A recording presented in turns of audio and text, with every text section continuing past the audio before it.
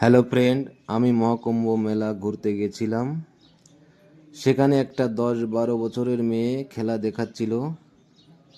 দেখো মেয়েটির কি অদ্ভুত প্রতিভা। সে একটি দড়ির উপর দিয়ে শূন্যের উপর হেঁটে যাচ্ছে। তার মাথার উপর আবার 4টে কাঁসার ঘটিও আছে। না সে পড়ছে না তার মাথার উপরের ঘটি।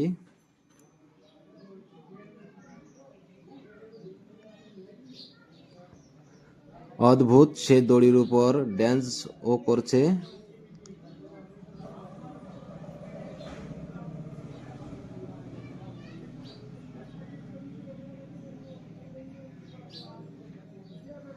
আবার সে দড়ির উপর একটা থালা রেখে তার উপর 2 পা রেখে ধীরে ধীরে দড়ির উপর দিয়ে এগিয়ে যাচ্ছে।